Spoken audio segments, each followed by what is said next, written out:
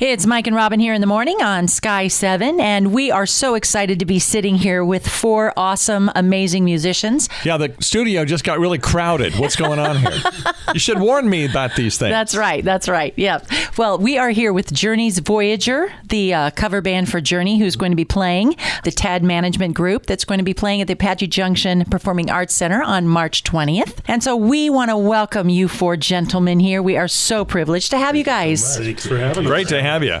Awesome. Absolutely. All right. So you want to introduce the members of the band? Absolutely. Well, first of all, we cannot not start off with our wonderful Steve Perry man. His name is Darwin Santos. Yes, Darwin Santos. Darwin Hi, Santos. guys.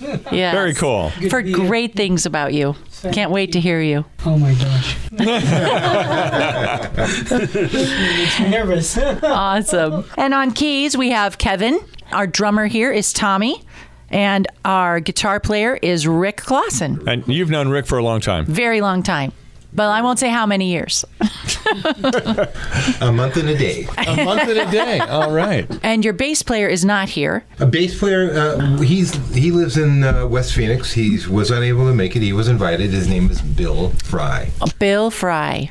All right. Fabulous bass player, performer. And Master of Disguise. Master of Disguise. A shout out to Bill right now. There you go. All right. Well, guys, we're excited. We've been to a number of the TAD Management concerts over this season, plus last year. And number one, I got to tell you, Voyager as a name has been one of my favorite words forever. So when I saw it on the poster, it's like, okay, I'm going. Yeah. From the Star Trek series? No, even before that. Before that. I actually had a newsletter named Voyager years ago. Nice. I was thinking the satellite, but And there was the satellite, too. Exactly. There you go. it predated. From the very first Star Trek movie, Voyager. Remember that? Okay. So It's a very forward-looking name. it is. It is. How'd you guys come up with the name?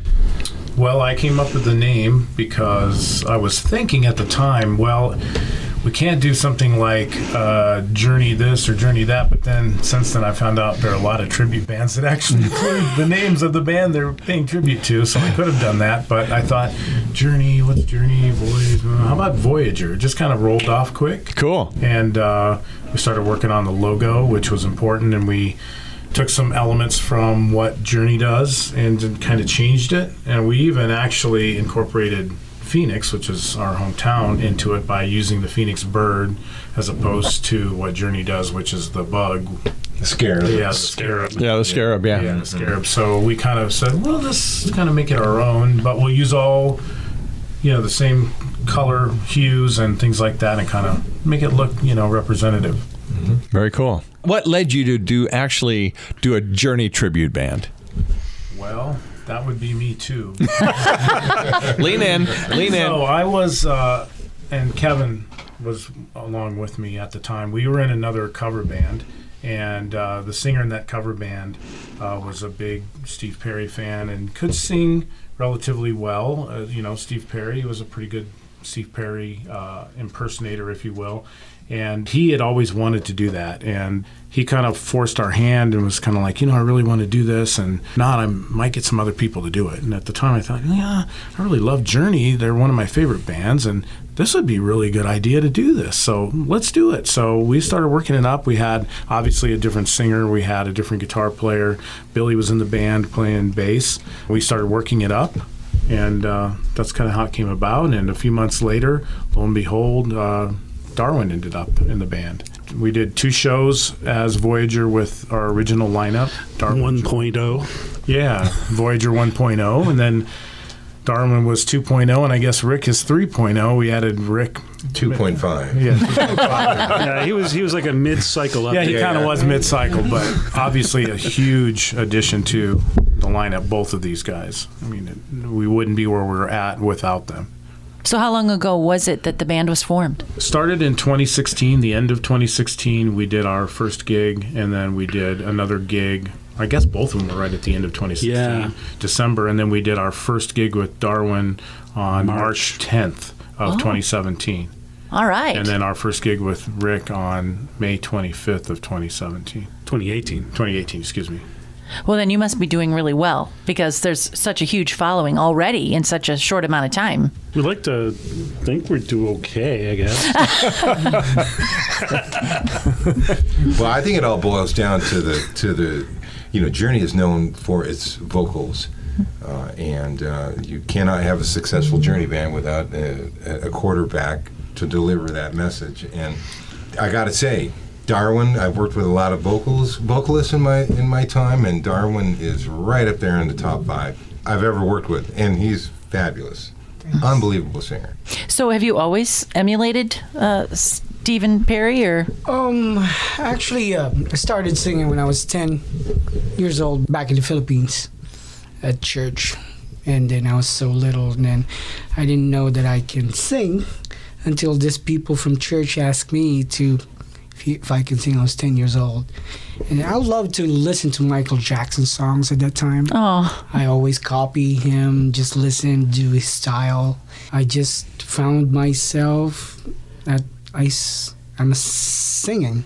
I was 24 years old. I started working abroad, tried to join singing competitions in a hotel. I still remember I was singing Unchained Melody. I did one. Oh, you won, huh? Yeah. Oh, that's great. I won like a couple of competitions, Nice. and it was fun. And then a lot of invitations from different bands came and asked me if I'm willing to sing in a band. I love to sing ballads. I'm a balladeer. I love to sing love songs. I still remember Steve Perry's song was Foolish Heart. Oh, yeah. Foolish Heart. I love that. Filipinos are very cheesy. We love love songs. So We call that schmaltz. Yeah. Exactly. So, anyway, I don't know. I ended up playing with a rock band back in the day, like 2006. A rock band that I'm with for 10 years. Ended up singing different kinds of genres from reggae, ska, heavy metal, classic rock, 70s. We've been traveling around like Singapore, Japan, Middle East, everywhere for like 10, 12 years. And Wow. that's the life. And then this band that I'm with, we stayed in Bangkok, Thailand at that time, and then there's a group of girls came to visit us. This girl, she's teaching in Bangkok. She's from here, Arizona. There are like 3-4 of them.